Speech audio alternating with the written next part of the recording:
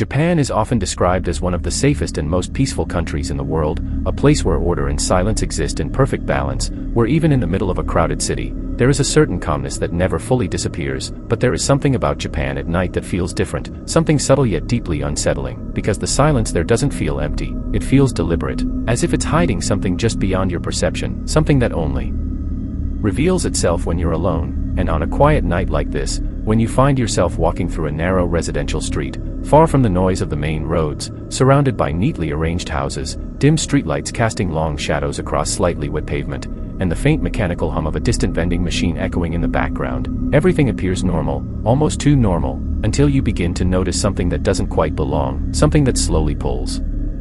your attention away from the calm around you, the sound of footsteps behind you, soft at first, barely noticeable, but perfectly synchronized with your own, as if someone has been following you for longer than you realized, matching your rhythm with unnatural precision. And when you stop walking, the footsteps stop too, instantly, completely, without delay, as if they were never there at all. And in that moment, the quiet turns into something else, something heavier, as a slow, creeping unease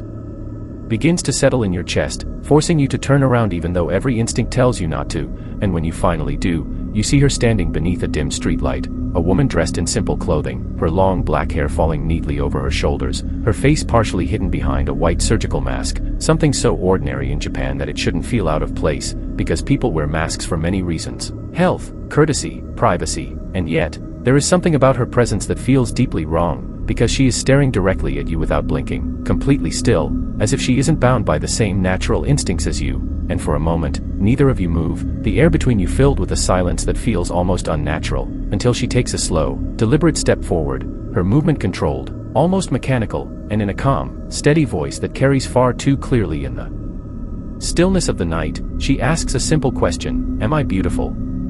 And in that moment, without fully understanding why, you feel something shift, as if you have crossed an invisible line, as if the situation is no longer within your control, because you have just stepped into the legend of Kuchisake-onna, one of Japan's most infamous and enduring urban legends, a story that has persisted for generations not just because it is frightening, but because it feels possible, because it is built on something far more disturbing than fantasy, the idea that something terrifying can exist within the ordinary, hidden in plain sight, blending seamlessly into everyday life. And this is exactly what made the legend so powerful during the late 1970s, when reports and rumors of a masked woman approaching children began to spread across Japan, moving from neighborhood to neighborhood, school to school, until the fear became widespread enough that teachers began warning students not to walk home alone, parents started escorting their children in groups, and police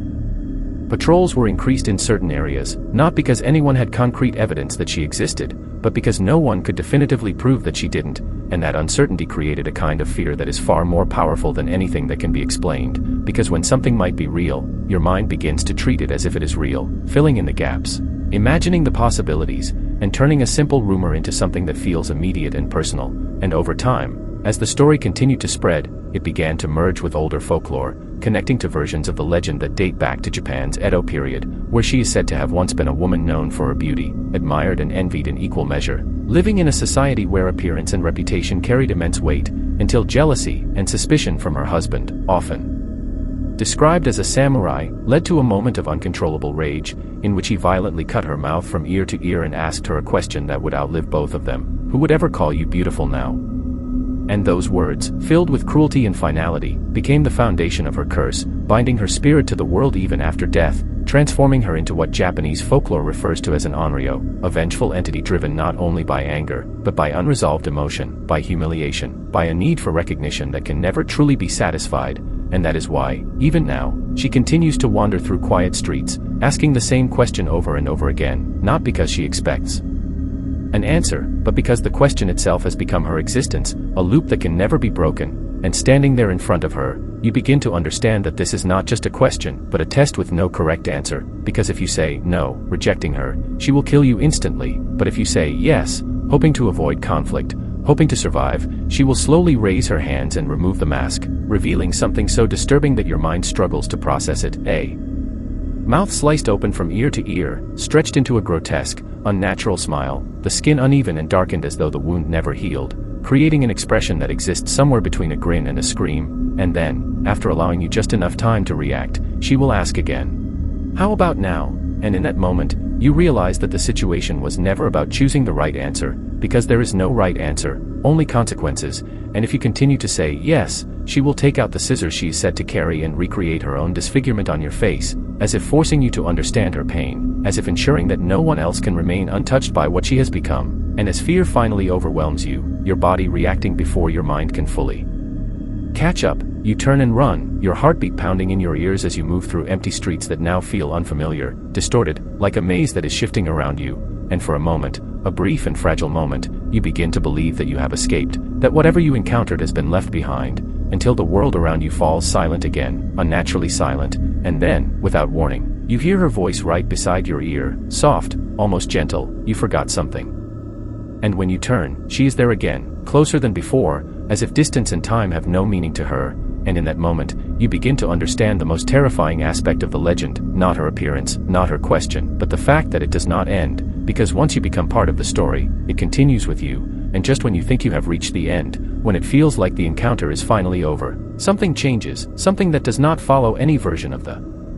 legend you have ever heard, because this time, she does not ask the question again, she simply stands there, watching you, her presence calm, almost patient, as if she has been waiting for this exact moment, and then, slowly, she raises her hand and places something cold into your palm, and when you look down, you see a small, cracked mirror, its surface dull and slightly warped, reflecting your face in a way that feels subtly wrong, and for a moment, nothing happens, the silence returns. The tension easing just enough to make you question whether it is truly over, until you lift the mirror closer to your face, and in that instant, everything changes, because the reflection staring back at you is not entirely your own, your features remain, your eyes, your expression, but your mouth appears slightly different, stretched just a little too far, the edges pulling outward in a way that does not feel natural, and as you stare, unable to look away, you begin to feel it, a slow, burning sensation spreading across your face, starting at the corners of your lips, moving outward with a deliberate, unstoppable force, and when you instinctively raise your hand to touch your skin, your fingers come back warm, wet, and trembling, and behind you, faint at first but growing clearer, you hear footsteps again, perfectly synchronized, but this time, they are not following you, they are matching you, as if they belong to you now, and when you finally gather the courage to look at your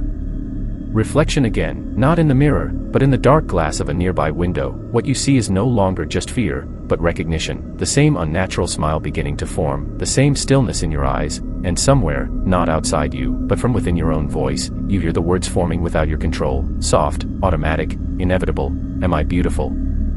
And in that moment, you understand the truth that the legend never tells you, the part that no one warns you about, because it is not something you can escape, not something you can survive, because Kuchisake-onna is not just something you encounter in the dark, it is something that waits, for the moment it can become you.